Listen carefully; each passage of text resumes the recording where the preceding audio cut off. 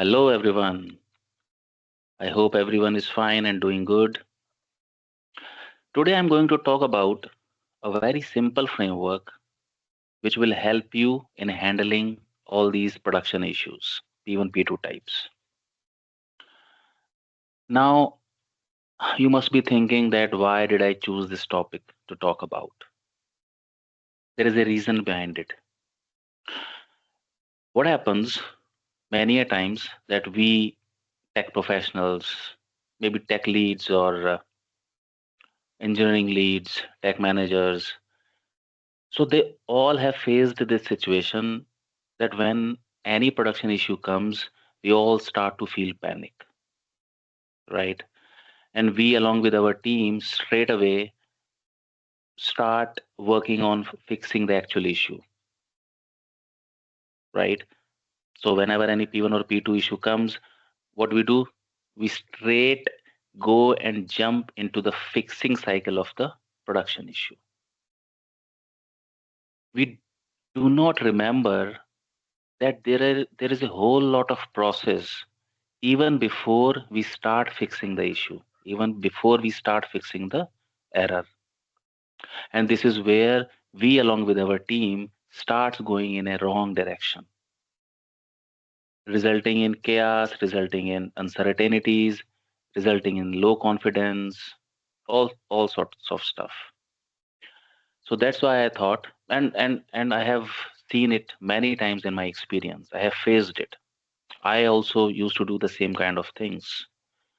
So that's what I thought that it's good if I'll share my learnings, my mistakes with all of you guys, and a simple framework which I have been following over the years. Whenever any P1 or P2 issue comes, I simply follow it along with my team so that we can properly approach and properly tackle these kind of issues and these kind of scenarios. So remember, this framework does not have to do anything with how you fix a P1 or P2 production issue.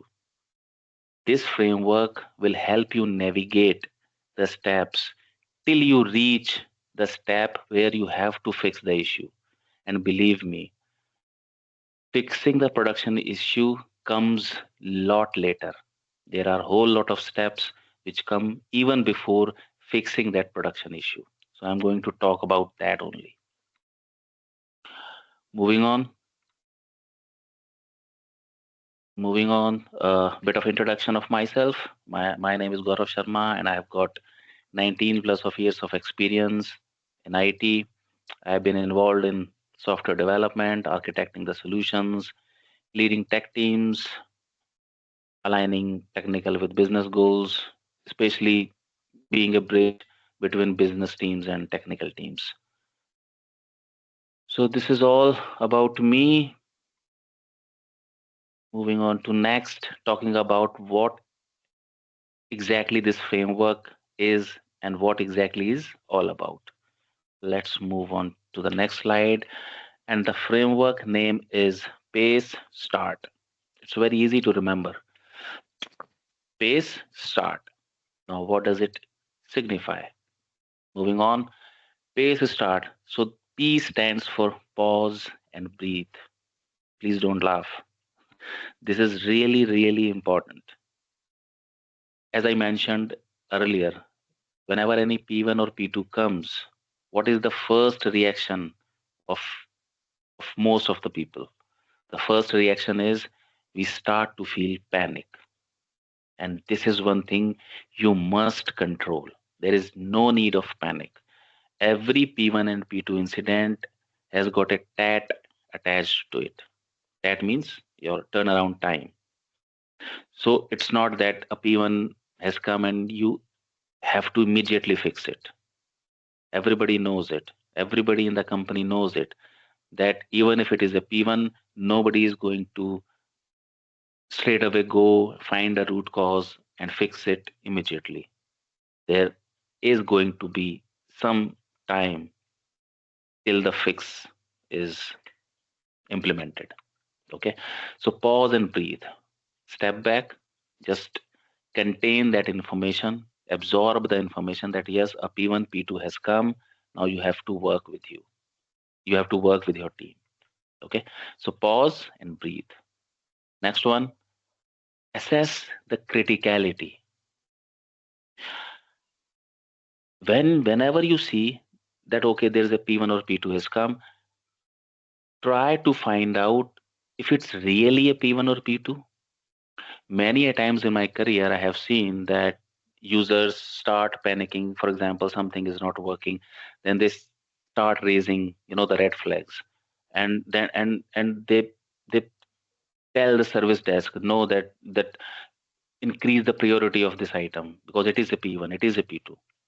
Okay, because for them everything is, you know, red flag. So assess the criticality first.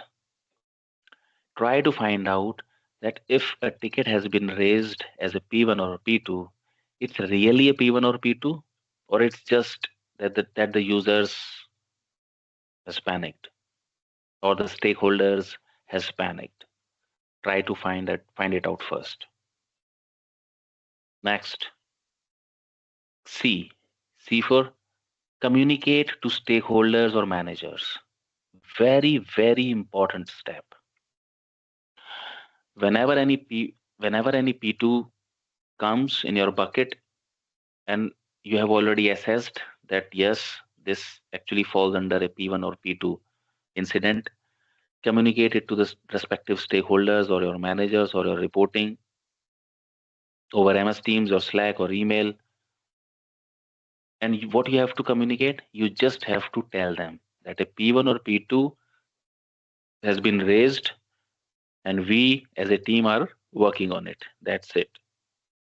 Here the intent is to be transparent with company, with the business, with the stakeholders or your managers, okay, so that everybody is in sync. Very, very good practice, and it is a mandatory step. You must communicate. Next one, evaluate. Evaluate what is the radius of that incident. Evaluate who is impacted and how much. Whether the users, if there are certain departments in your company, and if those departments are actually the ones who are using that application, evaluate which department is affected, right? It may be some, technical teams department, it may be some HR department, it may be some, finance department, or it's an application which is public facing, then what kind of users are impacted, okay, if there are some category of the users. And also evaluate how much is the damage. Is it is it are the number are the is the number of the users large, small, medium? What exactly is that? Okay, so try to evaluate who is impacted and how much. Evaluate. Next one, S. As for set clear understanding. So once you have identified all the things, try to clearly understand what exactly is the issue. Don't jump on other things. First, have a discussion with whoever raised it, maybe the end users. Have a discussion with them if you're not clear in the ticket's description or you have got any confusion around it. Have a detailed discussion with them. Try to find out, not try, find out what exactly is the issue. Be on the same page. So whenever and when they tell you that this is the issue, repeat it back to them in your words, in your understanding, so that it is clearly confirmed that okay, both the parties are on the same page. I cannot stress enough how important this point is. Many a times many a times what happens that the team straight away start fixing the issue, assuming that the issue is something else, right? So you must be on the same page, you must be in sync with the users, with the business stakeholders, with the technical managers, Everybody should be in sync about what exactly is the issue. Next one, T for thorough logs check. There must be some logging mechanism in your application. And if it is not, then you are already doomed. So check all the logs in your application, whether they are text file logs, whether they are DB logs, whether you are logging in any APM tool or in any logging tool, for example, like SEQ, or is there any elasticity logs, Elasticsearch logs, whatever logs your application is using, go to those logs and check properly. Are you able to identify? Are you able to pinpoint any issue with the help of logs? Very, very important step. Not important, it's a mandatory step. Moving on. A. A stands for assess workarounds, not fixes. Superbly important point. This is where most of the teams falter. They start fixing it. You don't have to fix a P1 or P2 straight away. You have to first investigate, or you have to first calculate whether there are any workarounds which you can do or not. For example, there may be an issue, a P1 or P2 issue, and you come to a conclusion after a bit of investigation that there is a row missing in one of the table, and due to which this issue is coming. So can you update that row or insert any new row to make it work?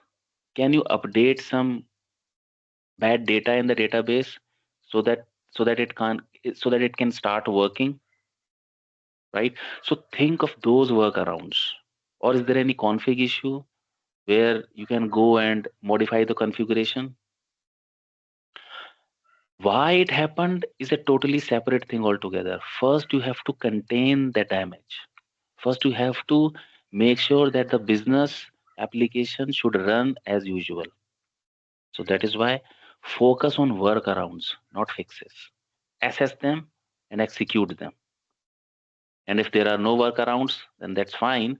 But first, always try to find out whether any workaround is possible or not. Very important point. Next one, review recent deployments and releases. R stands for review your releases. So check the timing and the day of the incident and check whether there is any deployment or release happened on that day which could impact it. Try to correlate. Many a times it happens that some team or some other team has deployed something and it could be an impact of some other deployments, or maybe we ourselves have deployed something and that is the side impact of that release. So first find out whether there is any